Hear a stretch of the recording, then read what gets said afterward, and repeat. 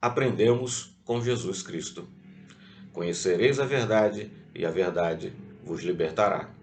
Ouvimos isso do Mestre há 21 séculos e não nos parece que essa expressão seja bem compreendida por nós, pela humanidade cristã. Ouvimos algo semelhante nas falas de Buda. Ouvimos algo parecido nas falas de Lao Tse, de Zaratustra, que estavam sempre conclamando que sua gente a esse amor à verdade em prol de uma vida melhor, de uma vida livre. Nesses 2 milênios que nos separam da vinda de Jesus Cristo à Terra, temos nos visto cada vez mais escravizados. Somos escravos, por exemplo, do nosso temperamento e chegamos a afirmar: quem gostar de mim tem que ser como eu sou. Eu sou assim. As pessoas não têm noção de que chegamos à Terra como somos, mas não é para que saiamos do mesmo jeito. É para que durante a vilegiatura humana, a trajetória humana, nos modifiquemos, nos transformemos, uma vez que a Terra é uma grandíssima escola das almas, uma grandíssima escola de todos nós. Temos sido escravos do nosso temperamento, do gênio ruim. Há pessoas que têm pavios curtos, outras os têm curtíssimos, e há pessoas que nem pavio têm. Mas como? Se estamos na marcha para a liberdade? Aprendemos o malefício do mau gênio, do mau temperamento, da irritabilidade, malefícios sobre a mente, sobre o corpo, mas nos mantemos assim. Há outros que são escravos dos vícios. Se não estiverem embriagados, não estão bem. Se não estiverem mal cheirosos de tabaco, dentes amarelos, bigodes, unhas amarelas, o tabaco vazando pela sudorese, não estão bem. Existem aqueles que são escravos da marihuana, da maconha, da cocaína, do crack, do êxtase, de toda essa sorte de loucuras químicas ou bioquímicas que a criatura vai achando no sentido de fugir. Fugir de si mesma, fugir dos problemas do mundo. Mas continua escravo. Não adianta, muitas vezes, dizer dos malefícios que elas estão provocando à própria saúde. Saúde cerebral, saúde mental, saúde orgânica, de um modo geral. Nada vale lhes mostrar as amputações, os internamentos hospitalares, muitas vezes psiquiátricos ou a própria visão da morte. Para quem é escravo dos vícios, parece que nada disso é verdade. Até o dia em que ocorrem. Mas ainda nos vemos escravos do medo. Há pessoas na Terra que têm medo de tudo, de barata, da periplaneta australísia, ao nível de se contaminar. Medo das doenças, pessoas hipocondríacas, medo da sociedade, medo de ir à rua, medo de lidar com os outros, medo de se abrir, medo de amar, medo de ter filho para que os filhos não sofram.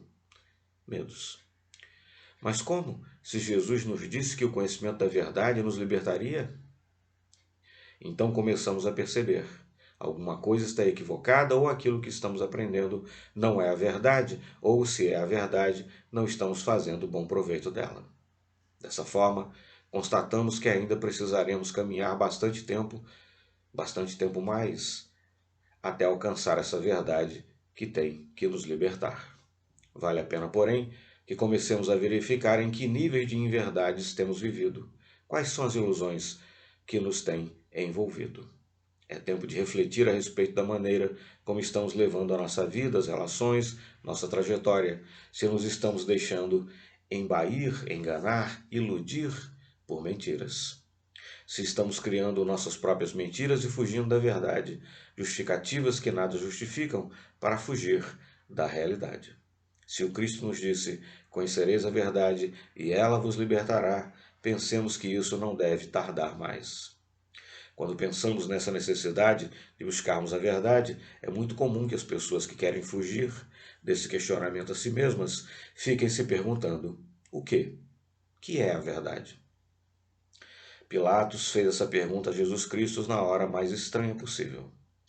Quando ele estava mancomunado com a mentira e com os mentirosos e queria lavar as mãos do problema que Jesus representava para ele, perguntou ao Mestre: o que é a verdade?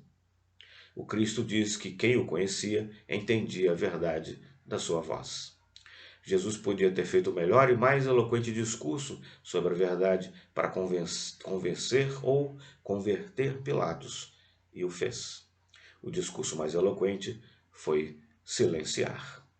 O mestre sabia que é muito complicado querer se falar a verdade para quem gosta da mentira, para quem não está interessado na verdade. Naquela confusão, naquela gritaria, naquela agitação toda, como é que Cristo, atado, sofrido, iria fazer discurso sobre a verdade para Pôncio Pilatos? Podemos pensar a verdade de duas formas. Podemos conhecer a verdade, ou seja, tomar informações sobre ela. Eu conheço tudo isso, eu já sei tudo isso. Em nível meramente intelectual, o verbo conhecer admite essas duas facetas. Conhecemos o comércio em tal lugar, temos informações dele. Conhecemos fulana ou fulano por vê-los, por saber onde moram, mas não conhecemos aquele comércio obrigatoriamente na sua realização inteira. Não conhecemos essas pessoas obrigatoriamente na sua intimidade. O segundo elemento do verbo conhecer nos leva a pensar no conhecimento de intimidade. Quando lemos os livros sagrados, a Bíblia, encontramos: e fulana conheceu a seu marido, ou fulano conheceu a sua mulher. Isso quer dizer que teve intimidade com o outro. O verbo conhecer tem relação com intimidade. Conhecemos alguma coisa quando conseguimos penetrar na intimidade dela. Afora isso, temos informação a respeito dela e a essas informações também chamamos de conhecimento. Enquanto a verdade em nossas vidas não passar de mera informação, ela não nos libertará, porque não somos obrigados a fazer aquilo de que fomos informados. Diz a voz popular: entra por um ouvido, sai pelo outro. A verdade só conseguirá ser trabalhada, vivida por nós e, por conseguinte, nos libertar, quando for o segundo entendimento do verbo conhecer, quando tivermos intimidade com ela. Quando a verdade passar a ser nossa vivência, nosso estilo de vida. Então, por amar a verdade, por respeitá-la, por se sensibilizar com ela, a criatura humana conseguirá se libertar. Por que vou manter meu temperamento desse jeito, se ele está me fazendo mal? Qual é a razão de eu ter medo disso ou daquilo? Preciso temer a mim mesmo, minhas reações, desde que é o que sai do homem que lhe faz mal. Porque vou penetrar nesses caminhos da droga, da drogadição, da dependência química.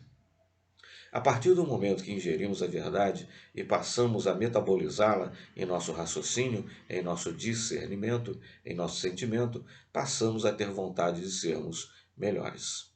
Passamos a trabalhar para isso. Passamos a entender as coisas de um outro ângulo e começamos a nos libertar. Já não temos mais medos, já não queremos nos corromper com as drogas, nem nos infelicitar com o nosso temperamento rebelde, frio ou maligno. É importante, então, que a verdade que nos liberta seja a verdade vivenciada.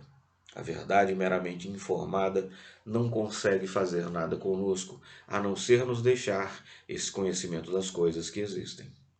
Para que sejamos felizes verdadeiramente, a partir do conhecimento da verdade, é necessário que mergulhemos nela e deixemos que ela mergulhe em nós, fermentando de paz e de luz as nossas entranhas.